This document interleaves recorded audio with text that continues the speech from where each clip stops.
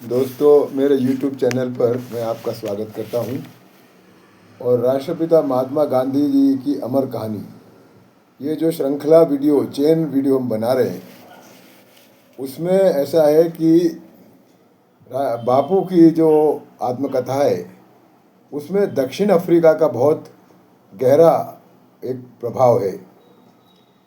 उन्होंने दक्षिण अफ्रीका में काफ़ी समय बिताया और वहाँ उन्होंने बहुत संघर्ष किया। तो उस दक्षिण अफ्रीका के बारे में हम जब तक जानते नहीं हैं, तब तक उनकी आत्मकथा का जो है वो पूरी नहीं होती। तो इसलिए हम दक्षिण अफ्रीका के बारे में एक वीडियो अभी ये बना रहे हैं। इसमें हमने मुख्य बिंदुओं के पर दक्षिण अफ्रीका की जानकारी दी है। और ये जानकारी एक पूरी जानकारी संभव नहीं है, लेकिन मुख्य बिंदुओं पर हमने इसमें जानकारी दी है। दक्षिण अफ्रीका में महात्मा गांधी, ईश्वरीय सत्ता। इंसान इतना विकसित हो गया कि उसने चांद, सितारों और ग्रहों की दूरियां भी नाप ली। अपनी सुख सुविधाओं के सारे साधन बना लिए। हजारों किलोमीटर की दूरियां और दूर देश की यात्राएं समुद्री जहाज से करने में महीनों का समय लगता था, उसे आज आधुनिक हवाई जहाज़ों से कुछ ही घंटों में तय किया जा सकता है।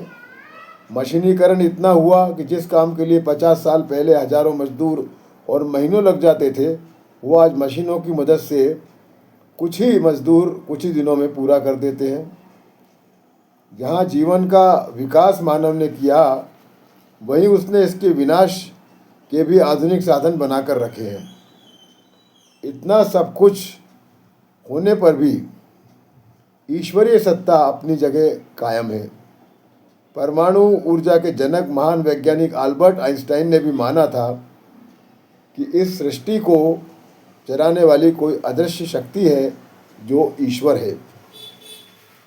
महात्मा गांधी जी के जीवन में भी पल पल पर इसी ईश्वरीय सत्ता ने अपना प्रभाव दिखाया है।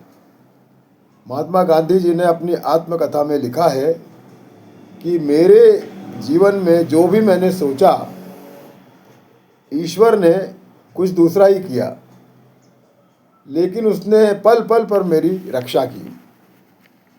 कहते हैं, और ये सत्य भी है, कि हम अपने जीवन के बारे में अगले ही पल में क्या होगा यह नहीं बता सकते। ऐसा ही कुछ गांधी जी के जीवन में हुआ। स्कूली शिक्षा के उपरांत उन्होंने विलायत से बैरिस्टर की पदवी हासिल की और भारत में वकीली का व्यवसाय किया। लेकिन कुछ भी करके व्यवसाय चला नहीं और बड़ा प्रश्न खड़ा हो गया। उनकी शादी हो चुकी थी, बच्चे भी थे। अब घर का खर्चा कैसे चले। कहते हैं, सृष्टि निर्माता और संचालक परमपिता परमेश्वर को हमसे ज़्यादा हमारी फिक्र रहती है। गांधी जी ने सोचा भी नहीं था कि उन्हें दक्षिण अफ्रीका जाना पड़ेगा, लेकिन अचानक उनके एक पारिवारिक मित्र अब्दुल्ला शेठ, जिनका दक्षिण अफ्रीका में व्यापार था, उन्होंने प्रस्ताव रखा कि मोहन को दक्षिण अफ्रीका भेज दीजिए। वहाँ हमारे व्यापारिक मुकदमे चल रहे हैं, उनमें इनकी मदद होगी। इसके साथ ही उन्होंने एक अच्छा वेतन और रहने की व्यवस्था और जाने का खर्चा भी दिया।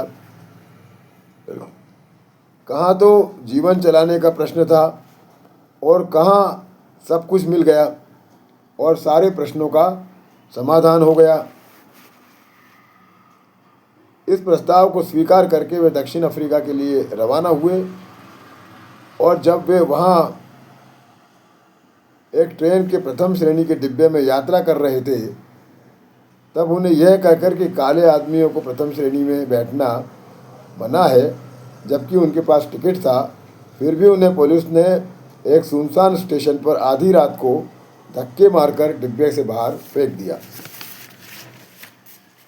इस घटना ने उनके जीवन में एक ज़बरदस्त मोड़ ला दिया और यही उनके जीवन का टर्निंग पॉइंट था। और फिर उन्होंने इस अन्याय के विरुद्ध संघर्ष किया और जिस काम के लिए वे शायद कुछ ही महीनों के लिए गए थे, वहाँ उन्हें 20 वर्ष रहकर संघर्ष करना पड़ा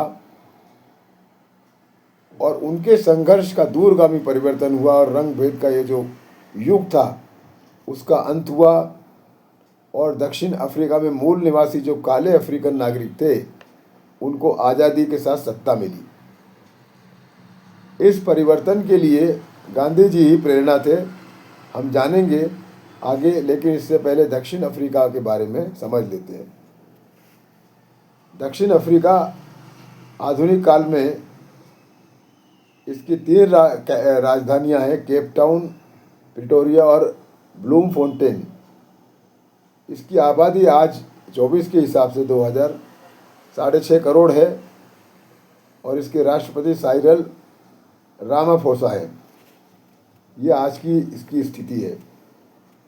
दक्षिण अफ्रीका का पूर्व का इतिहास ये बताता है कि यहाँ के मूल नागरिक काले अफ्रीकन थे, लेकिन यूरोपीय देश डच और ब्रिटेन ने यहाँ अपनी वसाहत बनाकर इसको स्वायत्त वसाहत बना दिया। स्वायत्त मतलब ऑटोनॉमस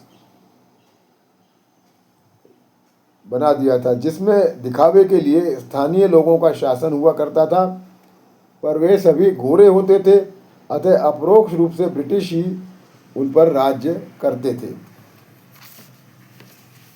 इसमें 1948 के आसपास जातीय रंगभेद का बड़ा बोलबाला था। इसमें गोरे लोगों ने काले अफ्रीकन और हिंदी और एशियाई के अधिकारों का दमन किया। एशिया से और भारत से कई देशों से वहाँ लोग जाते थे, उनको भी वहाँ उनके साथ भी वहाँ उनके अधिकारों का दमन होता था, किया जाता था, भेदभाव किया जाता था।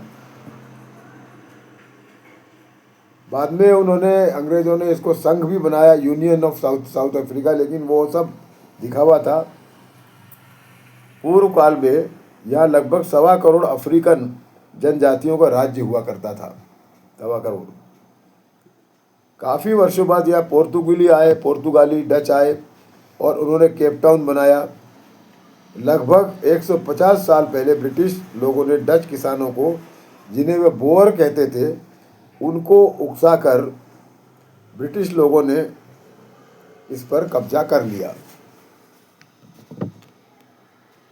दक्षिण अफ्रीका की आज़ादी का संघर्ष। अंग्रेज़ों ने इसे 1910 में एक देश बना दिया था, लेकिन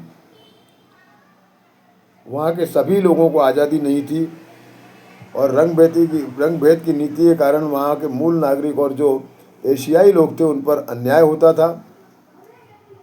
अतः श्री नेल्सन मंडेला जी के नेतृत्व में ईस्वी सन 1994 में वहाँ निष्पक्ष चुनाव कराए गए और अफ्रीकन राष्ट्रीय कांग्रेस सत्ता में आई और श्री नेल्सन मंडेला, जिनको कई दशकों तक जेल में बंद रखा था, वो वहाँ के राष्ट्रपति बने। अफ्रीकन राष्ट्रीय कांग्रेस, इस पार्टी की स्थापना 8 जनवरी 1912 को की गई, जिसके अध्यक्ष साइरिल रामाफोसा थे। इसकी स्थापना दक्षिण अफ्रीका के काले लोगों के हितों के लिए की गई थी। जब नेशनल पार्टी की सत्ता, जिसमें गोरे लोगों का प्रभुत्व था, आई, तब अफ्रीकन नेशनल कांग्रेस ने उनकी रंग भेद नीति का विरोध किया, जिसमें काले लोगों पर अन्याय होते थे। इसके विरोध में 1952-53 में पार्टी ने नागरिक अवज्ञा, सिविल डिसोबीडियंस का आंदोलन चलाया। इसलिए इसको गैर कानूनी घोषित करके बंद कर दिया। कांग्रेस पार्टी ने यहाँ कई संघर्ष किए और अंततः उन्हें इसमें विजय मिली। Nelson Mandela. दक्षिण अफ्रीका के आज़ादी के संघर्ष में महात्मा गांधी जी की प्रासंगिकता। नेल्सन मंडेला, जिनका जन्म 1918 और मृत्यु 5 दिसंबर 2013 को हुई, और महात्मा गांधी, दुनिया में ये 2 ऐसे नेता थे जिन्होंने रंग भेद नीति का विरोध किया और आंदोलन किए।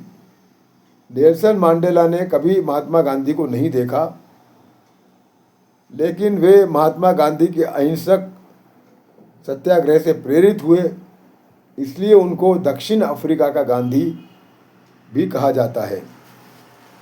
और इस तरह से ये वहाँ का कुछ हमने थोड़ी जानकारी ली। और दक्षिण अफ्रीका में के बाद जब वो आए भारत, महात्मा गांधी, तब सबसे पहले लोकमान्य तिलक और गोपाल कृष्ण गोखले जी से मिले, जिनको वो अपना गुरु और बड़ा भाई मानते थे। और उनके निर्देशन में फिर वो हमारे देश की आज़ादी के संघर्ष के लिए समर्पित हो गए। अब इसके बाद हम अपने और जो उनका जो आत्मकथा है उसके अध्याय लेंगे। आपका बहुत बहुत धन्यवाद।